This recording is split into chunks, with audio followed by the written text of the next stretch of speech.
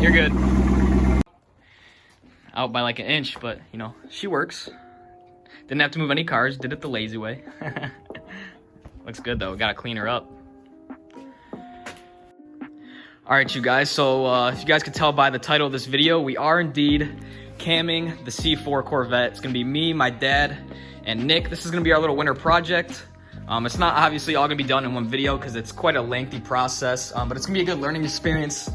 Nick and I have never done anything like this really, but my dad has done a couple cam swaps. Nothing ever to like an L98, so it's gonna be, you know, kind of learning experience for all of us, but you know, we're gonna be going over everything, and I'm gonna have like a list of all the parts.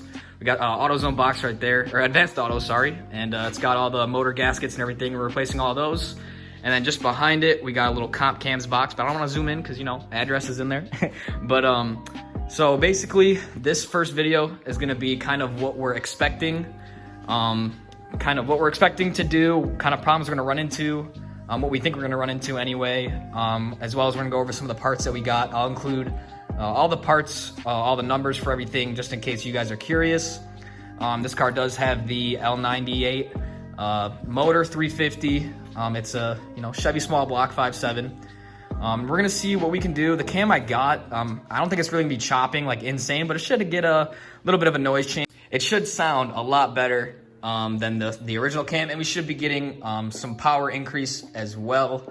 For those of you guys that don't know, the L98 has the TPI injection system, and those cars don't really like to make a ton of RPMs. So, you know, picking a cam for this car, you definitely don't want a cam that is gonna make all of its power in the high RPM range. So we went with a cam that, a comp cam that makes its power in like the 1500 to 5000 RPM range. So we'll be getting a lot of torque, as well as a little bit of horsepower, and it should be, you know, a little bit quicker. And we'll go over like the cam. I have the cam sheet, I have the cam, I got valve springs. So, you know, we're really just gonna be taking this whole motor apart. But let's pop the hood and we'll see what it's like. All right, you guys, so this is just some of like the key parts we have. We have the comp cams here. It's called a 501 cam just because it's part of like the cam number right there, 08501-8. It makes a lot of its power between the 1500 and 5000 RPM range. A lot of good reviews on it, so we'll be checking it out. This is kind of the cam sheet, just in case you guys want to take a look. You know, not an insane, you know, lift or duration, but it's quite an improvement from the last one. We've got the Beehive valve springs here. Again, I'll leave the part numbers for everything in the description, as well as the retainers for them. So this is just some of the things. Obviously, we also have the whole engine gasket kit over there, like I said. Now, some of the problems that we think we're gonna run into, we have this little like cross member down here. So we think we're gonna have to like raise the motor a couple inches just so like the cam will clear, the camshaft will actually clear that little cross member right there. So we think that's gonna be an issue we're gonna run into. So we might have to rent engine puller or something like that. I don't know. We'll see what it's like. We've also seen like some people say, oh, we can grind it down, which I'm not really too keen on grinding anything down. If I can just, you know, if we can just pull up the engine a little bit, I think that'll be a lot better. If you guys have seen any of my other videos, you guys will have known that I bought this car with a synchro issue. We just had that repaired by a transmission shop. This car's only got 50,000 miles, so the motor should be pretty good. And I've also seen some people switch out like the TPI system for like a ram air or carburation even, just to, and also supporting mods, obviously, just to get a little bit more RPM out of the car. The car redlines honestly about like, I'd say max 5K.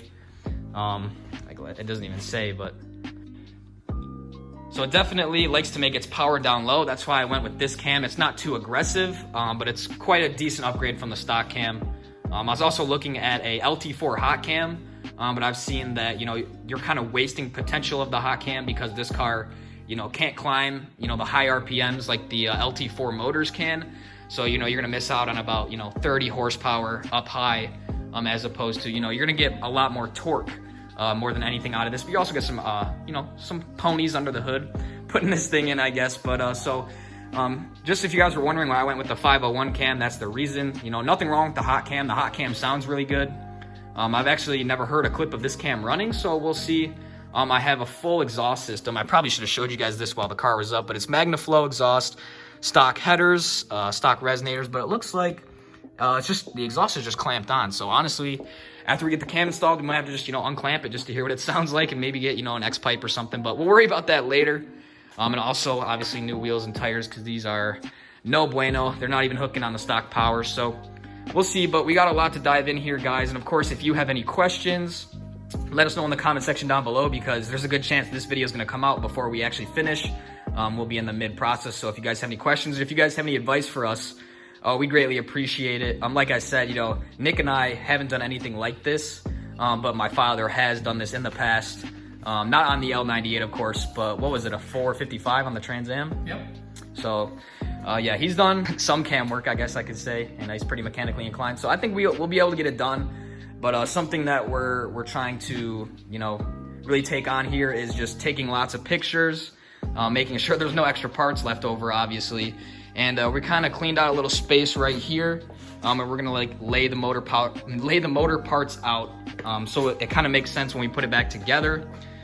So it's like kind of like in like an order of when we took it off, it should go back together in reverse order, if that makes sense. So we're just gonna try to be smart about it. We're gonna take our time. We're not gonna rush.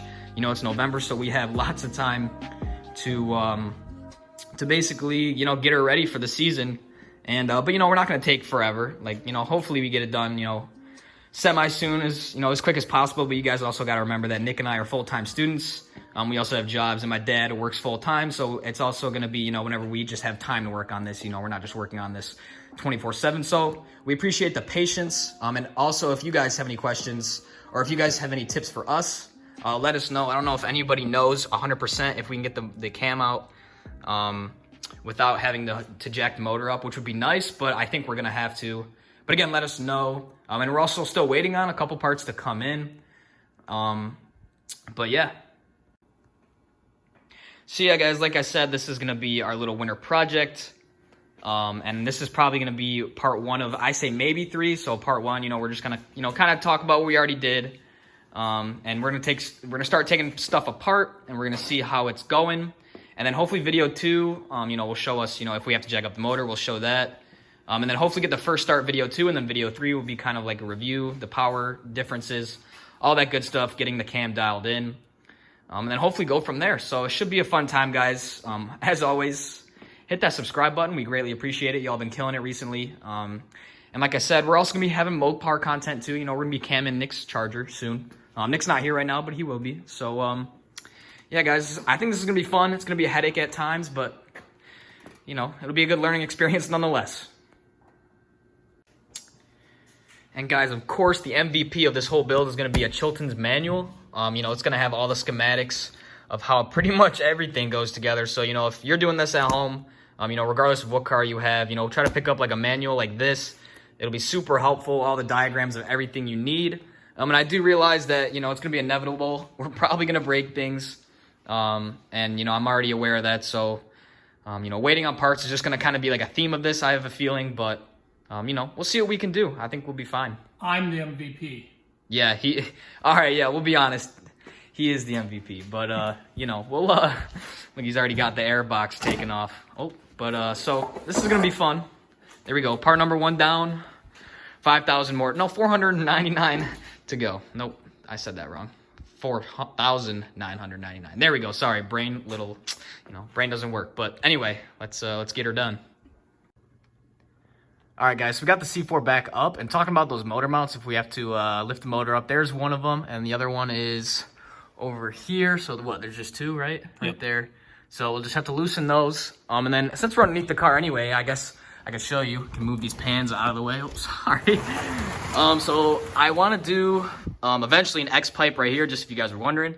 I want to do an X pipe, get this resonator off.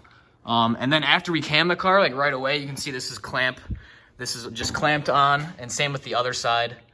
So we can just do a quick little muffler delete when we're done, and we'll see what she sounds like. But full exhaust system coming. And then I'm not sure what kind of headers yet. Maybe some long tubes, maybe shorty headers, I don't know. But yeah, we'll see. This is gonna be interesting, y'all. All right, you guys, so for a little trick with the air pump pulley, we pulled the belt off, the alternator's gone. Now the pulley's gonna be free spinning, and there's gonna be those 3 screws in there, those 3 fasteners. And what we did to kind of break them loose, because obviously the pulley's gonna be spinning, is we just used a crowbar. And it's obviously good to have 2 people. I'll try to show the best what we did. We already took it off, but basically you wanna wedge the crowbar in between the 3 screws and create tension in the opposite direction. Kind of like, so create tension in the opposite direction, just enough to break them loose, kind of like this, just to hold it, just so you can apply pressure. And then once they're broken loose, you can just, get them out with your fingers. So that's how we did that. It's a good, useful tip. I know the Chilton's manual says to like tighten the belt, but we just did it like that and it worked like a charm. So there you guys go. All right, you guys, so after an hour and a half about, you can see the approach we're going here. So the alternator and air pump were here, and then there was a weird black air box on the other side that we got off. And you can see we're just taping and labeling. So that says alternator, and that tape over there says black air box. And if you come over here, we're just kind of laying it all out, so it makes sense. So this was that air box that I was talking about, and there was 2 plugs in there. Air pump, pulley, alternator, then the intake right there. So that's where we are, hour and a half in.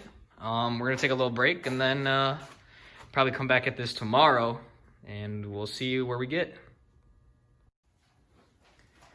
All right, you guys, so this is going to be the end of part 1. We're about to get into this TPI system right here. And from what we've seen, it's pretty involved, so we don't really want to have to worry about, filming any of it. We just want to make sure we do it correctly, take our time, label everything correctly, take a bunch of pictures, so hopefully we can put this thing back together. You guys can see we got the rockers right here and the valve springs.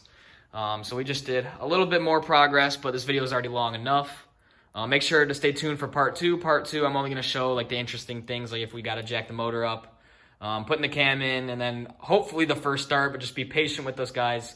And like I said, make sure to stick around, like, comment, subscribe, and I'll see you guys next time. Peace out, y'all.